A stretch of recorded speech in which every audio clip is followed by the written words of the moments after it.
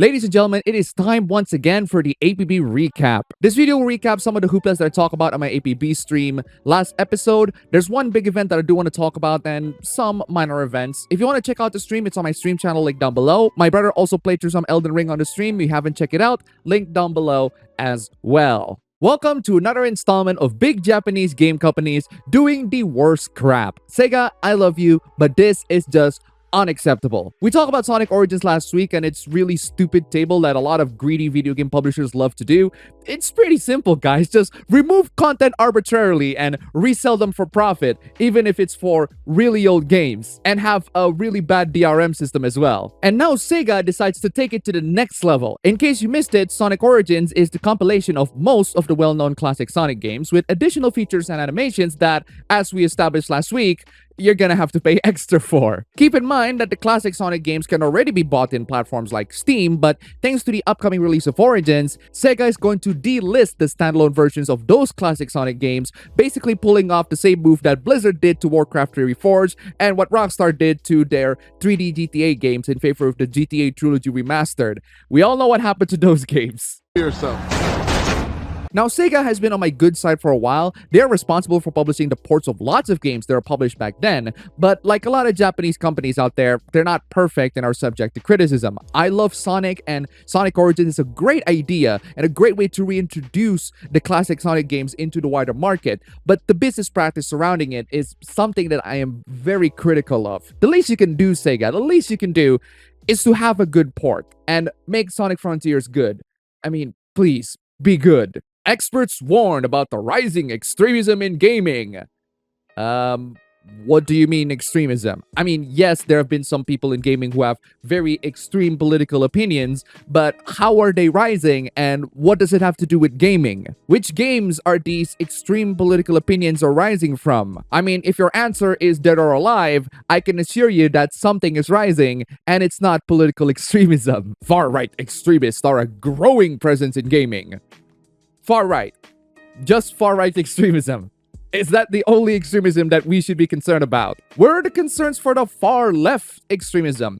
Or are you one of those outlets that think that being far-left is perfectly fine, even though it has proven to be quite destructive for a lot of video games lately, thanks to all the censorship? I'd argue that far-left extremists are a growing presence in gaming as well, and I'd argue even further that they have even more power within the industry to change a lot of stuff within the gaming industry compared to far-right extremism. But hey, far-right extremism sent a bunch of N-words to a bunch of people online, so they're the much bigger issue. According to the article, in games like Call of Duty or Roblox, it's easy for extremist groups to spread abusive messages and foster relationships with potential recruits. It's also very easy to find neo-Nazis and fascist groups on Roblox, Discord, and even Steam. The problem is, you can't verify if the people inside the group are actually perpetuating this so-called extremism that you're saying. Like my brother's Discord group at one point is called the Chinese Communist Party. These people will look at that Discord group and consider it some...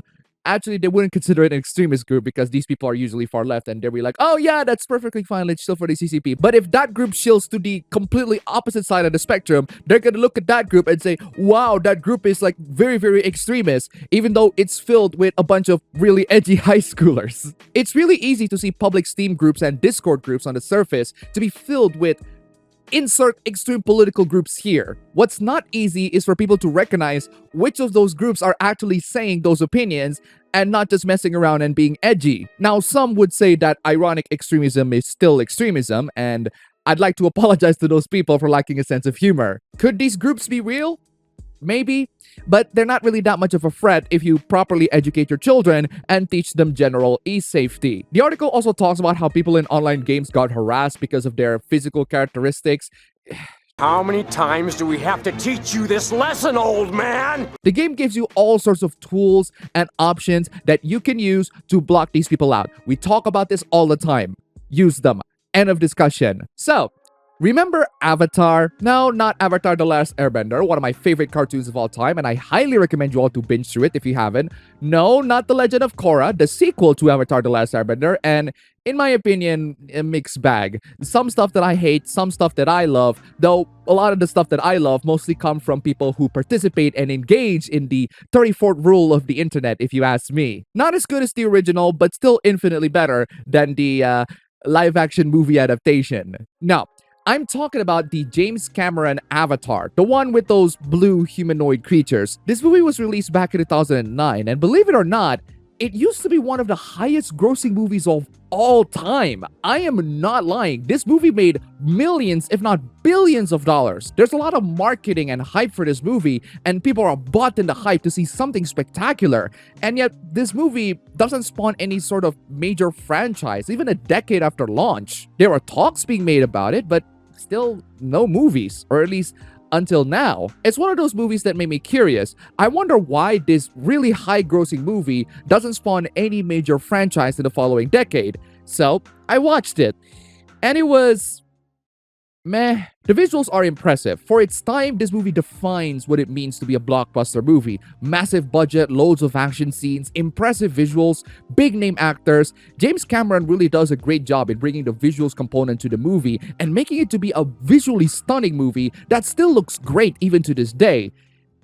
It's the story.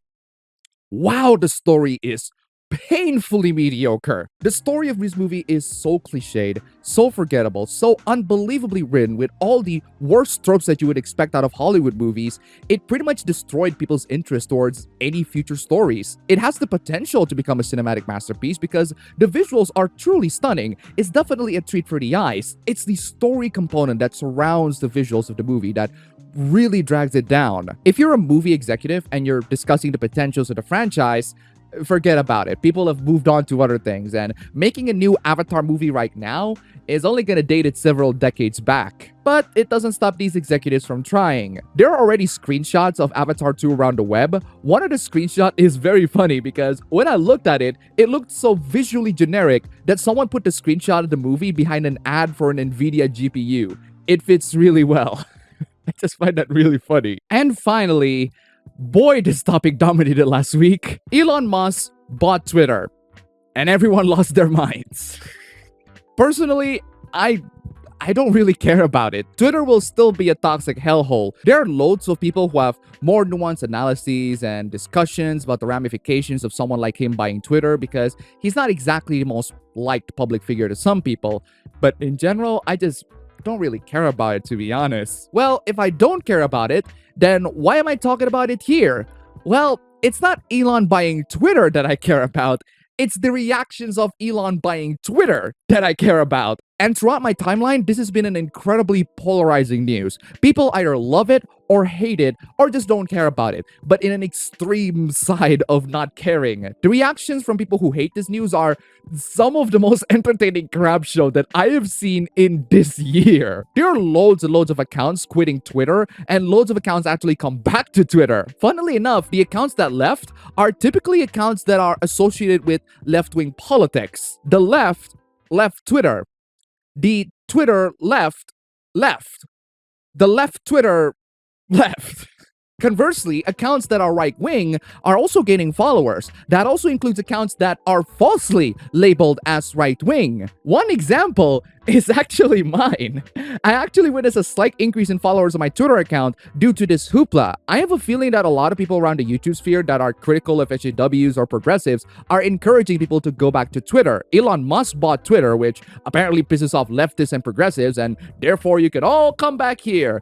Well, sorry to disappoint you all, but Twitter at this moment is still a very awful and trash place. Maybe slightly better or slightly worse depending on your viewpoint, but not a significant better or worse. Still, I don't mind to follow on my Twitter account. I'm pretty much most active on Twitter. I even have my DM open in case you want to ask me questions or share me some stuff. Keep in mind that I rarely tweet because I like to be a fly in the wall in the hooplas and the controversies and not cause too much drama. I got blocked by nearly 800 accounts. The less accounts that block me, the more chance I get to see their hot takes and feature them here. I mean, I can't just bypass the block with incognito mode, but it's just convenient that this is the side effect of me not tweeting at all. I'm just amazed that nearly 800 people find someone who barely tweet a threat on their timeline. Anyway, there are people who hate this move that eventually decide to close their Twitter account. Bye-bye, no one's gonna miss you. And there are those who hate this move and don't close their social media account because they are terminally online. They're addicted to that social media attention. Some of the reactions are incredibly melodramatic, like how Elon's Twitter takeover will cause people to die. No, I'm not even kidding. That's an actual reaction that some people have. At the end of the day, this is the big news that pretty much everyone talked about last week, and I don't really have a lot of care or sympathy or thoughts about it. I'm just enjoying the salt. Whatever speculations that you might have towards the Twitter platform, thanks to Elon Musk's takeover, it's still gonna be a trash pile social media platform. I am really enjoying the salt, and I'm only scratching the surface of the salt mine here. I got loads more on my stream, and uncensored for your viewing pleasure. Go check them out. And that's all I want to talk about in this recap. If you like it, you can go ahead and click like button and subscribe for more. If you wish, you can donate to me through the links down below, stream channel link down below, go subscribe, and thanks for watching.